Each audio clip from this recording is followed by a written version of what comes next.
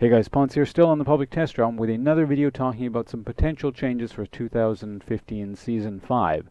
So again, this is potential changes. Who knows if it's actually going to happen this way. I suspect there'll be some tweaks, especially considering some of the stuff looks kind of clunky right now. But this video is mainly about the new items and some item changes to old items. But before I get into that, I actually have to explain some system changes that they've done to how certain items work. First off, all magic items are supposed to actually build out a Null Magic Mantle right now, instead of Negatron Cloak. Or rather, most likely what's going to happen is Null Magic Mantles will build into Negatron Cloaks. However, that change has not actually gone live yet.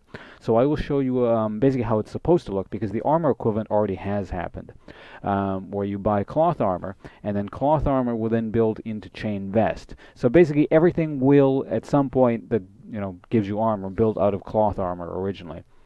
That certainly streamlined things. I mean, I know on a lot of champions, since I play a lot of tanky top laners, it's kind of annoying when I want an early cloth armor and then decide, oh wait, I just want chain vest armors ultimately, or chain vest items ultimately. For example, like I build a lot of Randu and Zoman, and then sometimes I'll just have like this cloth armor sitting there because I didn't decide to build Ninja Tabi or something like that. But in any case, cost-wise, everything should work out to be the same. It's just, to get chain vest, you need to start at cloth armor.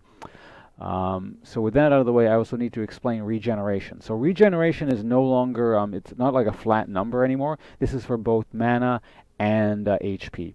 What happens now is it improves your base HP regen or base mana regen, which is kind of interesting. From a balancing perspective, it probably makes the game easier to balance and just kind of streamlines everything and puts everyone on kind of a, like you can balance champions on a champion level as opposed to how much items give. Because it goes off of what the stat that it looks at is just your base healing regeneration, or rather the healing HP5 or MP5 that your character innately has, not runes, mastery skills, any of that kind of stuff. Now that's actually kind of, it's weird because Riot doesn't tend to like these sorts of hard to tell what's going on kind of stats. I had actually to look up, like for example, I play Jarvan, nothing about Jarvan, and I generally understand how much he's going to heal, but I don't know the actual numbers. I don't know what his actual base, HP5 regen is, because this number here isn't his base HP5 regen. That includes masteries. So I had to look it up, and Jarvan's at level 1, his HP regen should be something along the lines of like 7.7 or something like that. So what that means is if I get a rejuvenation bead, 7.7 at level 1 would give me like an extra 3 point something HP5. Now, ultimately, this would scale better because original rejuve beads give, I believe, 6 HP5. So if you buy rejuve beads for some bizarre reason at level 1, you're not getting as much. But that would ultimately end up scaling up. Jarvan, I think, caps out at just under 20 HP5. So this would give him 10 HP5. So at max level, rejuve beads would be better if, for whatever reason, you have rejuve beads in your inventory at level 18. Now, so that introduces a whole bunch of interesting balance things with the with sort of late game and stuff. For example, in the case of Jarvan, Spirit Visage gives 100% base HP regen. So his actual HP regen is like 19.7 or something like that. So it's a very, very, very slight nerf at max level on Jarvan for Spirit Visage. However, there's other champions who get more HP5 than he does as their base stat. So Spirit Visage would be better on them. So it's kind of interesting. In any case, I've been rambling on enough about that. That's kind of a complicated thing, and I imagine there's more balancing and tweaking that will happen with that. So let's go in actually to the new items and items that have been actually changed. So first off, we have a new item, Crystalline Bracer. So that thing is right there. I believe that's an old art asset from like beta or something. That looks familiar. But in any case, that's what it does there. It's 200 health, 50% base HP regen, and 620 gold for the total combined cost, and it builds into 2 items. One is Righteous Glory. So let's look at this thing right here. So Righteous Glory builds out of the aforementioned Crystalline Bracer and Catalyst the Protector, and has these stats here: 500 HP, 300 mana, 100% base HP regen, and upon leveling up restores, basically it does the Catalyst proc. And aside from that, active grants 60% movement speed to you and nearby allies when moving towards enemies or enemy turrets for 2 seconds. After 2 seconds, you emit a shockwave, slowing enemy champions, enemy nearby enemy champion movement speed by 80% for 1 second.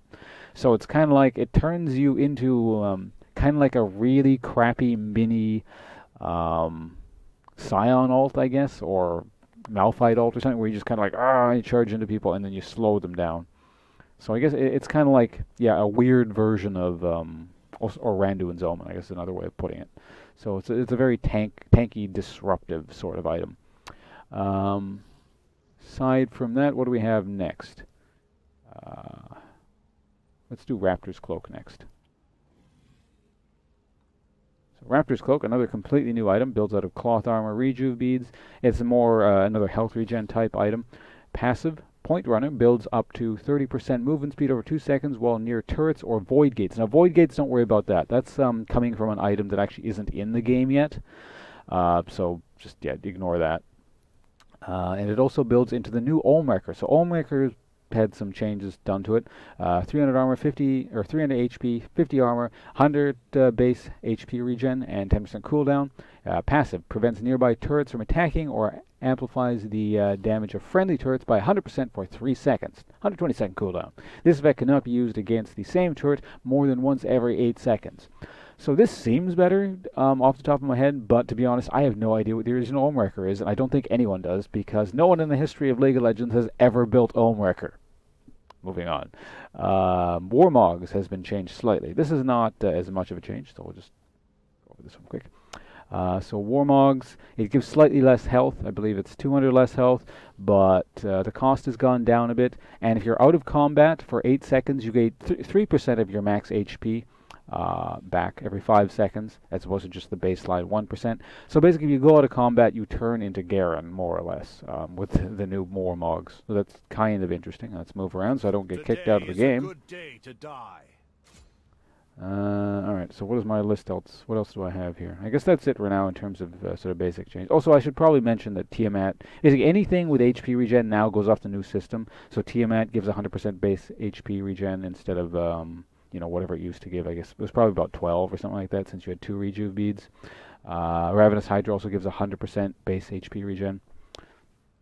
Alright, so other than that, let's move on to Elixirs, right. So the Elixirs have been changed quite a bit. So basically, you can only have 1 elixir up at a time. You can only buy them after level 9, and they cost 900 or 400 gold. And there's 3 kinds: Elixir of Ruin, Elixir of Iron, and Elixir of Elixir Sorcery, and Elixir of Wrath. So I'm just going to quickly read over what they do. This one grants 250 health, 15% damage to towers, and Siege Commander for 3 minutes. What the hell is a Siege Commander? Oh, Siege Commanders. Okay, never mind. Nearby minions gain 15% bonus to towers and gain movement speed based on your movement speed. So basically, this is the sieging, I'm going to kill towers pot. Alright, interesting enough.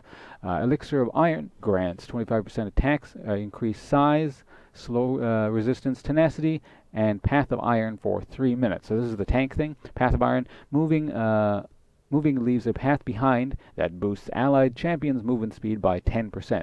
So an engagement tank potion is basically what this is. That's all that is there. And then next we have Elixir of Sorcery. So this is your standard mage potion. I'm going to read it out anyway. Grants 40 ability power, 15 bonus MP5, and the Sorcery ability, or Sorcery passive, for 3 seconds. So this thing actually grants 15 flat MP5, which is the old system, which is kind of interesting. But anyway, Sorcery, damaging a champion or tower deals 40 bonus true damage. This effect has 5-second cooldown versus champions, but no cooldown versus towers. So basically, this is the mage equivalent to the tower shredder, but also gives ability power and all that kind of stuff. Finally, we have Wrath, or Elixir of Wrath. Grants 25 attack damage and Bloodlust for 3 minutes. Dealing physical damage to champions heals for 10% of the damage dealt. Scoring a kill or assist extends the duration of this last by 30 seconds.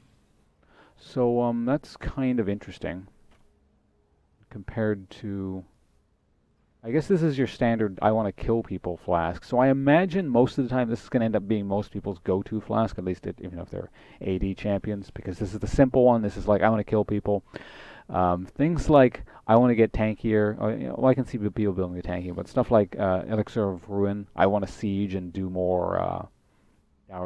I want to siege towers down. That's a bit more complicated. I don't see people spending money on that as often, but it's certainly an option. In any case, that is the what we have currently on the public test round for new items and old item balance changes and stuff like that. I expect there's going to be more. In fact, I guarantee you there's going to be more changes. There's also that item that's not on there but is referenced in the Raptor Cloak that needs to get added. So when that happens, I'll get a new video up for you guys. But thanks for watching for the time being. Hope you found the sort of the system changes and the new item, sort of discussion spiel thing informative. I'll see you guys around. Bye.